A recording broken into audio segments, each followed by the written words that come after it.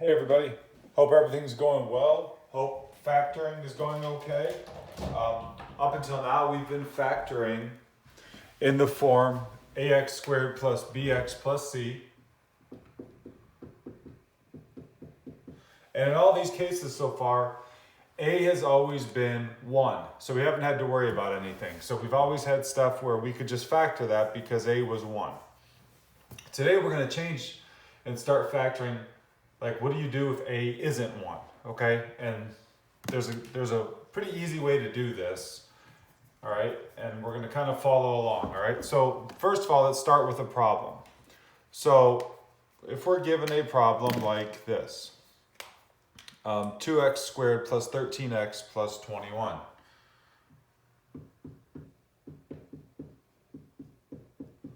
Okay. First of all, this is in standard form. We don't have to change anything, so we're good. We don't have to rewrite.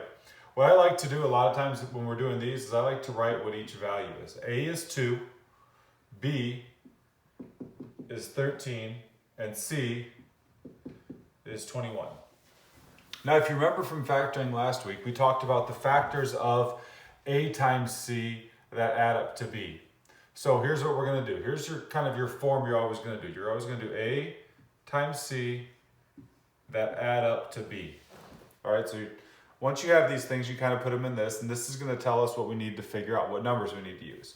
So in this case, A is 2 and C is 21. So we're looking for the factors of 2 times 21, or sorry, yeah, so 2 times 21, which is 42. So the factors of 42 that add up to 13. And it's a positive 42 and a positive 13. So if we think through our factors, right, you've got 1 and 42, 2 and 21. And as you keep going through these, hopefully you guys realize that our answers would be 6 and 7. 6 times 7 is 42. Positive 6 and positive 7 add up to 13. So here's what I kind of do first, is I write x plus 6, and then I write x plus 7 over here. All right, now in this case, like if we didn't have this 2 here, you guys would be good, because x times x would be x squared. But you have this 2 here that you have to worry about, and we don't know really which side the 2 is going to go on. So what we do is it's called the bottoms up method. All right, what you do is you take whatever value is here and you divide these by that value. So in this case, it's a 2, so we're going to put a 2 here and a 2 here. Okay, if this simplifies or reduces, you reduce it. If it doesn't, you take the bottom up. Okay, so in this case, does 6 divided by 2 simplify? Well, 6 divided by 2 is 3. So this binomial turns into x plus 3. And that's where that goes. Does this simplify any more than what we have it? Now, we're not talking about the decimal. We mean, does it simplify to a whole number, or is it a fraction that reduces? In this case, it doesn't.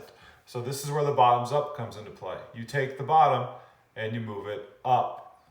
So now that 2 that was down there goes up in front.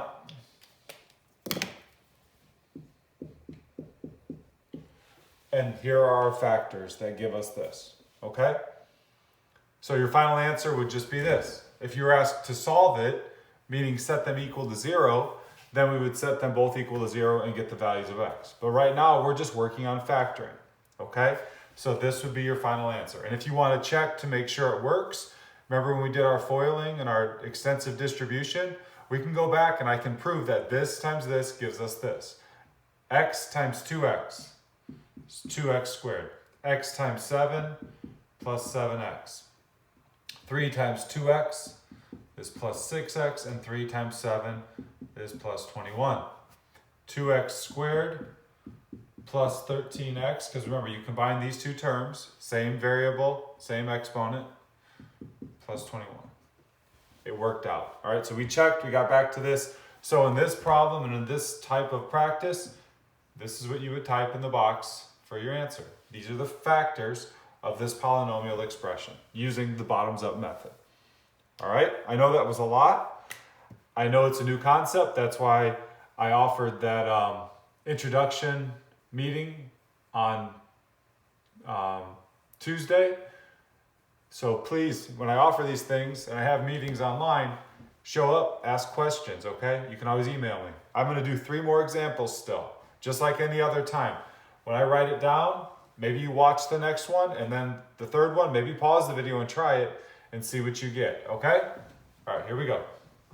So I'm gonna erase this. I'll keep this part. We'll erase our values here for A, B, and C. And then I'm gonna erase the work. All right, next problem. We're gonna go ahead and do 7v squared minus 18v minus 9. So in this case, A is 7, B is negative 18, and C is negative 9. So we're looking at for the factors of 7 times negative 9 that add up to negative 18. Well, this is negative 63. Okay? So as you start thinking through those, okay, what do you work at? You're gonna, probably a lot of these times you're gonna have to write out factor trees, guys, until you start to know these, all right? In this case, I can tell you that negative 21 times positive 3 gives me negative 63. And when I add those two together, I get negative 18. So my factors are negative 21 and positive 3. So again, take the variable v minus 21, v plus 3. Again, in this case, A was not 1, so we have to use it. We have to divide and do the bottoms up method. So you divide these both by 7. Okay, in this one, does 21 over 7 simplify? It does, so we get v minus 3. Does 3 over 7 simplify or reduce, or does it give us a whole number? It doesn't, so you do the bottoms up method. So 7v plus 3. Okay, now guys, you can do this another way where you sit and you guess and check and you see, okay, does 7 go here or does it go here? And you can go through that process, and that's going to create a lot more work for you, okay? This will be right every single time if you do it, okay? You won't make mistakes unless you forget to do the steps, all right? Okay, so this would be our answer. That's what we would type in the box on the online assignment, okay? All right, I'm going to give you one more, like I said now, and then there's one more that we can do a little bit of work ahead of time to save ourselves from dealing with big numbers, all right? Okay, so this one, 5x squared. And if you haven't paused the video yet and tried any of these, maybe do it now, okay? Remember, guys, you're learning. This is different. You're away from us. It's a new concept, but it's an important one that'll help you a lot next year and the year beyond. So I think it's important that we go through these things, okay? So in this case, A is 5, B is negative 12, and C is negative 9. Factors of A times C that add up to B. So I'm looking for the factors of negative 45 that add up to negative 12. Again, this is going to take you guys remembering your factors, okay? It might take you a little more time. In this case, negative 15 times positive 3. If I multiply negative 15 and positive 3, it gives me this. If I add them together, it gives me this. So these are the two I'm going to use. So we have x minus 15, x plus 3. Don't forget, we've got to do the bottoms up method, which means we have to take whatever A is and divide everything. That way we can figure out where this 5 comes into play. X minus 15 over 5, well, that simplifies to 3, so we get x minus 3 from this.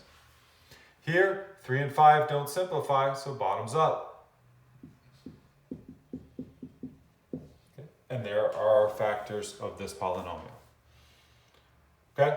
All right, one more, and then you guys are going to be able to go ahead and do your practice. Please, please, please, make sure you guys are doing these things. Email me if you have questions. All right, last one. 4k squared plus 20k. Sorry, let's clean that up a little bit. Minus 24. Okay, what do you notice about all these at first? I'm hoping that you notice that they all share a common term, which is 4. They're all divisible by 4. So what we can do in this case is we can factor out that 4 to make this a little bit easier on us.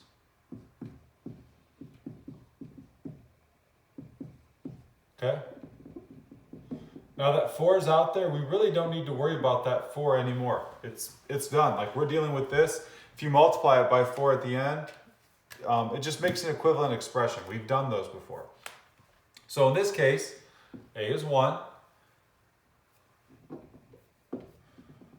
B is 5, C is -6. So we're looking for the factors of 1 times -6 that add up to +5.